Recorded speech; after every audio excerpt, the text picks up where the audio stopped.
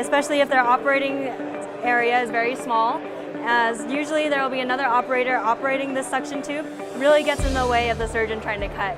So what we wanted to do was design this dyno-suction, which is an accessory to the electrocautery device. Bench-to-Bedside is really a benchmark educational program. Brings together medical students, business students, and engineering students to work on medical device innovation. We take student-formed teams and actually get them to create their own ideas, identify their own medical problems, and figure out ways to solve those. And here at the Bench-to-Bedside competition get a chance to pitch their ideas for award-winning money and also the potential interest of venture capitalists and other people in the community. The current problem with treating children who have an autism spectrum disorder is that they can't get enough treatment. They're identifying these problems that could be anywhere from neurosurgical issues, urologic, gynecologic issues, they may be patient access issues. Our solution, such as you can see here while I'm rubbing my hands, washing my hands and creating bubbles, provides therapeutic interactive gameplay that's fun, that draws my attention, that stimulates the dopamine receptors in my brain to get me to come back and play more and more. So as an autistic 3-year-old, I'm learning how to wash my hands, but I don't even know it because I'm having fun popping the bubbles. The students are not put into an artificial setting, they're actually brought into the University of Utah healthcare system. And so they're interacting with real-life nurses and doctors and healthcare providers and real-life patients.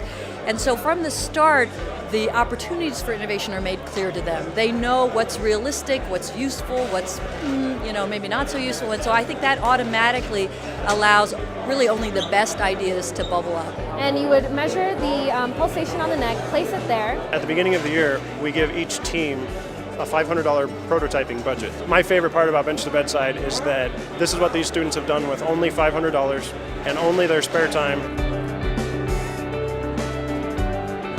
I think it really brings out the best in Utah because it was student initiated and has brought together now a couple of hundred students from across the campuses and enables them, starting from this very young formative period, to get a taste for what innovation is really about. Some of these actually end up in the real world through formations of LLCs here locally in Utah. The last 2 years of Bench-to-Bedside, we've already submitted more than 24 provisional patents from the ideas that students have come up with and 4 utility patents. We've also had 4 LLCs come from this. But more importantly, we're creating the future human capital for our business enterprises that exist in the Valley. We see the advantages that technology has for the medical field.